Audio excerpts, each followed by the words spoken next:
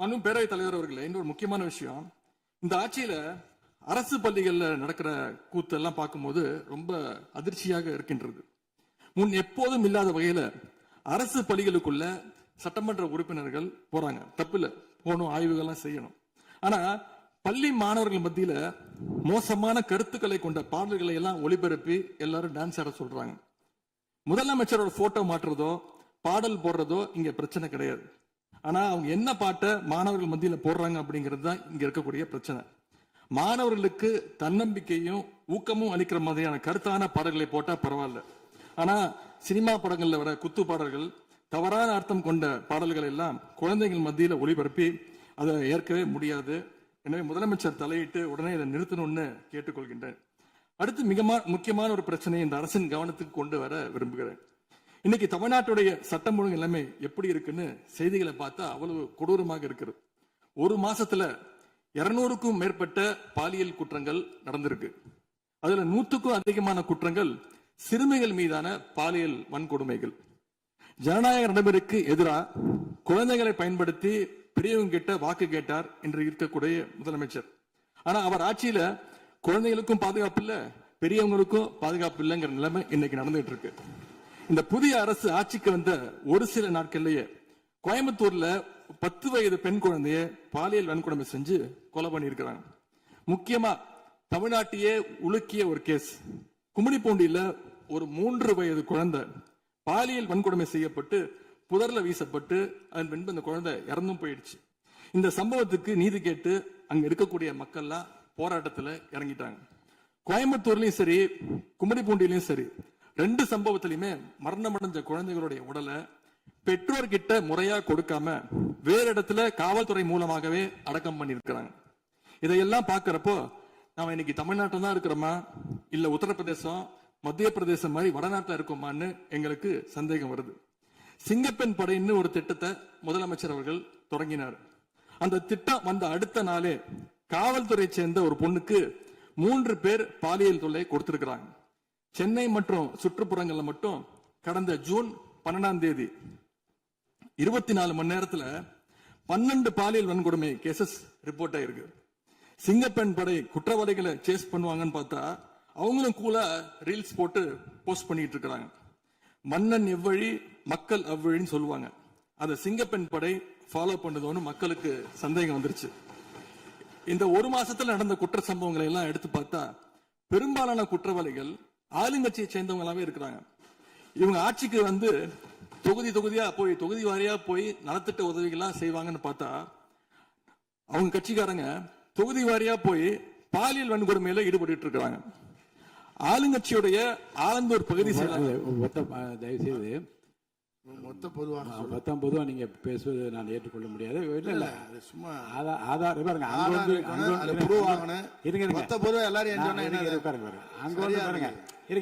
உட்காருங்க. அங்கொன்றும் இங்கொன்றுமாக சில நிகழ்வுகள் நடந்திருந்து அதில் ஆளுங்கட்சி இருந்திருந்தால் கூட மாண்பு முதலமைச்சர் நடவடிக்கை எடுத்துட்டு செய்தியில் வந்து கொண்டுதான் இருக்கு. நான் பத்திரிகைகளை பார்க்கிறேன். அதனால் குறிப்பிட்டு இந்த இடத்தில் இந்த கட்சிக்காரர் என்று நீங்கள் பெயர் குறிப்பிட்டு பேசினா அதை ஏற்றுக்கொள்வதை எனக்கு ஆட்சேபனை இல்லை. பொதுவாக பேசுவதை தவிர்க்க வேண்டுகிறேன். அவை குறிப்பிட்டு அது மட்டும் நீக்கப்படுகிறது. ஆளுங்கட்சியுடைய ஆலந்தூர் பகுதி செயலாளர் பேர் குறிப்பிட்டு சொல்றேன். கணவரால் கைவிடப்பட்ட ஒரு பெண்ணுக்கு ஆலந்தூர் பகுதி செயலாளர் கணவரால் கைவிடப்பட்ட ஒரு பெண்ணுக்கு பண உதவி செய்யறேன்னு சொல்லி அவங்க பாலியல் ரீதியா துன்புறுத்த முயற்சி பண்ணியிருக்கிறார். சேலத்துல இன்னொரு பொள்ளாச்சி சம்பவம் மாதிரி ஆளுங்கட்சி ஆதரவாளரான மணிகண்டன் எனும் நபர் 50க்கும் அதிகமான பெண்களை பாலியல் வன்கொடுமைக்கு ஆளாக்கியிருக்கிறார். திருவாரூர்ல ஆளுங்கட்சியுடைய திருத்துறைப்பூண்டி ஒன்றிய செயலாளர் கல்லூரி மாணவியை ஈவ்டீசிங் பண்ணி இப்ப கம்பி எண்ணிட்டு இருக்கிறார். இது எல்லாத்துக்கும் மேல ஒரு கொடுமை, தூத்துக்குடியில ஆளுங்கட்சியை சேர்ந்த ஒரு அப்பாவி பெண்ணை 2 ஆளுங்கட்சி ஆட்கள் கார்ல அழைச்சிட்டு போய் மயக்க மருந்து கொடுத்து கூட்டு பாலியல் வன்கொடுமை கேங் ரேப் பண்ணிருக்காங்க. இந்த சம்பவத்தை பத்தி பேசின பாதிக்கப்பட்ட பெண் திருவைகுண்டம் சட்டமன்ற உறுப்பினர் திரு சரவணன் சொல்லிதான் அழைத்து செல்லப்பட்டதாக டிவியில பேட்டி கொடுத்திருக்கிறாங்க. எல்லா மேலிடத்துக்கு தெரியும் அப்படின்னு பாதிக்கப்பட்ட பெண் பேட்டி கொடுத்திருக்கிறாங்க. யார் அந்த மேலிடம் அப்படின்னு இன்னைக்கு மக்கள் கேட்க ஆரம்பிச்சிருக்கிறாங்க. தனக்கு நேர்ந்த கொடுமைய ஆளுங்கட்சியினுடைய அமைச்சர்கள் 2ஆம் கட்ட 3ஆம் கட்ட தலைவர்கள் கிட்ட சொன்னதாகவும் பாதிக்கப்பட்ட பெண் இன்னைக்கு சொல்லியிருக்கிறாங்க. ஆனா நடந்தது என்ன? யார் தப்பு பண்ணாலும் நடவடிக்கை எடுக்க தயங்க மாட்டேன்னு சொன்னார் நம்முடைய முதலமைச்சர். ஆனா இந்த சம்பவத்துல குற்றம் சாட்டப்பட்டுள்ள சட்டமன்ற உறுப்பினர் மேல என்ன நடவடிக்கை எடுத்தாங்கன்னு தெரியல. அதுக்கு மாறா பாதிக்கப்பட்ட பெண்ணை கட்சியிலிருந்து நீக்கி இருக்கீங்க. இதுக்கு பேர் தான் மாற்றமா? இதுக்கு பேர் தான் தூய சக்தியா அப்படின்னு மக்கள் கேட்கிறாங்க. முதலமைச்சர் அவர்களே, மாண்பு பேரவைத் தலைவர் அவர்களே, நம்முடைய முதலமைச்சர் அவர்கள் 6 மாசம் டைம் எடுத்துட்டு வந்து சட்டம் ஒழுங்கை நிலைநாட்டுற வரைக்கும் நாங்க காத்துக்கிட்டு இருக்க முடியாது, நாடும் தாங்காது.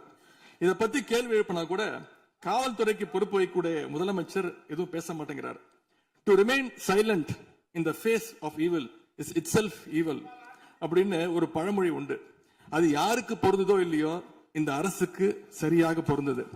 ஆகவே முதல் வேலையா சட்டம் ஒழுங்கை காப்பாற்றுறதுக்கு முக்கியத்துவம் கொடுத்து இந்த அரசு நடவடிக்கை எடுக்கணும்னு கேட்டுக்கொள்கிறேன். மாண்புமிகு எதிர்கட்சி தலைவர் அவர்கள் ஆளுநர் உரைக்கு நன்றி தெரிவித்து ஆளுநர் உரை பற்றி பேசுவார் என்று உங்களைப் போல நான் ஆர்வமாக எதிர்பார்த்து கொண்டிருக்கிறேன். ஆதாரம் இல்லாமல் குற்றச்சாட்டுகளை தவிர்க்க வேண்டும் என்று நான் கேட்டிருக்கிறேன். நீங்கள் கொடுத்திருக்கிற அந்த ஆதாரங்களை எல்லாம் உன்னிப்பாக மாண்புமிகு முதலமைச்சர் கவனித்துக் கொண்டுதான் இருக்கிறார், குறிப்பீடு எடுத்துக் கொண்டிருக்கிறார். அவர் நாளை உங்களுக்கென்று நமக்கென்று அவர் பதிலளிக்கவும் காத்திருக்கிறார். எனவே பொதுவாக குற்றச்சாட்டுகளை கூறுவதை விடுத்துவிட்டு நேரடியாக விவாதத்திற்கு வரும்போது மாண்புமிகு பொதுப்பணித்துறை அமைச்சர்கள் பதில் சொன்ன பிறகு நான் சொல்கிறேன். பொதுப்பணித்துறை அமைச்சர் அவர்கள். மாண்புமிகு பேரவைத் தலைவர்களே, உறுதியாக சட்டமன்ற உறுப்பினர்கள் எதிர்க்கட்சி தலைவருடைய அனைத்து கருத்துக்களுக்கும் மாண்புமிகு முதலமைச்சர் அவர்கள் நாளைக்கு பதில் சொல்ல போறாரு. அதற்கு முன்பு ஒரே ஒரு குறிப்பு. ஏன்னா போன ஆட்சியில துணை முதலமைச்சரா எதிர்க்கட்சி தலைவர் இருந்தாரு. அவருக்கு ஒரு பதிவு பண்றேன், வேணாலும் இதை இந்த அவை முடிந்த பிறகு அவரே ஆராய்ந்து சொல்லட்டும். As per the NCRP report for 2024, the number of the crimes against children reported in the state increased by the more than 40% in 2024, with 10,046 cases registered compared to 6,968 cases in 2023. அன்றைக்கு திராவிட முன்னேற்ற கழகத்துடைய முதலமைச்சராக இருந்த திரு மு.க. ஸ்டாலின் அவர்களுடைய ஆட்சியில், நீங்கள் டெப்டி சிஎம்மாக இருந்த ஆட்சியில் 2023 இருந்து 2024க்குள் ஒரு வருடத்தில் 40% போஸ்கோ ஆக்ட், அதாவது குழந்தைகளுக்கு பாதிப்பு ஏற்பட்டது. யாரோட அறிக்கைன்னா NCRP. இதற்கு முக்கிய காரணம் ட்ரக்ஸ். 6 வருடங்களுக்கு முன்பு ட்ரக்ஸ் தமிழ்நாட்டில் கிடையாது, இது எல்லோருக்கும் தெரியும். ஆனால் இந்த 5 வருடத்தில் ட்ரக்ஸுக்கான பிரச்சனைகளை எத்தனை முறை ரிவ்யூ மீட்டிங் போட்டு சரி செய்யப்பட்டது. அன்று டெப்டி சிஎம் இருந்தவர் இந்த 40% கிட்டத்தட்ட 6,968 இருந்து 10,046 காசா இன்கிரீஸ் ஆயிருக்கு. உங்களுடைய ஆட்சியில எந்த நேரத்தில் டெப்டி சிஎம் இருந்து இந்த போஸ்கோ வழக்குகளை நீங்கள் ரிவ்யூ மீட்டிங் பண்ணி குறைச்சீர்கள்? நாங்கள் இந்த 40 நாள்ல கடுமையாக ரிஃபார்ம்ஸ் பண்ணிட்டு இருக்காரு எங்களுடைய முதலமைச்சர். ஒட்டுமொத்த காவல்துறை ரிஃபார்ம்ஸ் ஒர்க் நடந்துட்டு இருக்கு. அதுல சிங்கப்படைன்னு ஒரு கேலி கிண்டல் பேசுற மாதிரி பேசிட்டு இருக்கீங்க. அதுக்கான ரிஃபார்ம்ஸ் பண்றதுக்கு என்ன டைமோ அந்த டைம் எடுத்துட்டு ஒர்க் பண்ணிட்டு இருக்கோம். காவல்துறையுடைய ஒட்டுமொத்த ட்ரக்ஸ் இஷ்யூ கடந்த 5 வருடங்களாக நீங்க சரி செய்யல. அந்த ட்ரக்ஸ் எதிர்கொள்றவங்க தான் ரேப் பண்ணப்படுறாங்க. நீங்க சொல்றீங்க தமிழக வெற்றி கழகத்தோட ஆளுங்கட்சின்னு. திராவிட முன்னேற்ற கழகத்துல எத்தனை பேர் 2 வயசு குழந்தைகளை ரேப் பண்ண திராவிட முன்னேற்ற கழகம்? ஆதாரம் இல்லாம நீங்களும் ஆதாரம் இல்லாம சொல்லக்கூடாது. ஆதாரம் இருக்கு. பேரை சொல்லுங்க, ஊரை சொல்லுங்க, எந்த வழக்கு போலீஸ் ஸ்டேஷன் சொல்லுங்க. நீங்க சொல்லக்கூடாது. பேரவைத் தலைவர்களே, ஆதாரத்தை நாளைக்கே நான் சப்மிட் பண்றேன். நாளைக்கே சப்மிட் பண்றோம். அதாவது நாங்கள் பதிவு பண்ணுவது, நாங்கள் என்ன இல்ல நான் பேசி முடிச்சிடுறேன்.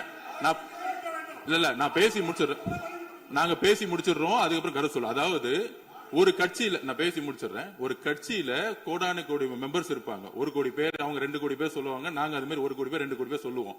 அதுல சில பேர் செய்யக்கூடிய தவறுகளை உடனடியாக கவனித்து வரும் பொழுது யார் யாரெல்லாம் தவிர உடனடியாக கைது செய்யப்பட்டிருக்காங்க. இது திமுக அதிமுக மித்த கட்சி பிரச்சனைகள் கிடையாது. எந்த நபர் தவறு செய்தாலும் கட்சியின் அடிப்படையில் எந்த சட்டம் ஒழுங்கு கிடையாது. எங்களுடைய மாண்புமிகு முதலமைச்சருடைய தலைமையில் சட்டம் ஒழுங்கு நேர்மையான முறையில் மாற்றப்பட்டிருக்கு, கட்சிக்கு அப்பாற்பட்டு. இதை நாங்கள் பதிவு செய்கிறோம். அதனால மாண்புமிகு துணை முதலமைச்சர் அவர்கள் எந்த அளவுக்கு போஸ்கோ கேஸும் ட்ரக்ஸோட இஷ்யூஸும் 2021-26 அதிகமாகிறத உங்களுடைய ஆய்வை நீங்கள் மேற்கொள்ளுங்கள், எழுதி வைத்துக் கொள்ளுங்கள். 6 மாதத்துக்குள் சட்டம் ஒழுங்கு இந்தியாவில் எந்த அளவிற்கு ஒரு உதாரணமாக இருக்குமோ பெண் பாதுகாப்புக்கும் குழந்தைகள் பாதுகாப்புக்கும் ஒரு நேர்மையான ஆட்சியை எங்கள் தலைவர் கொடுப்பாருங்க நாங்கள் பதிவு பண்ணுவோம்.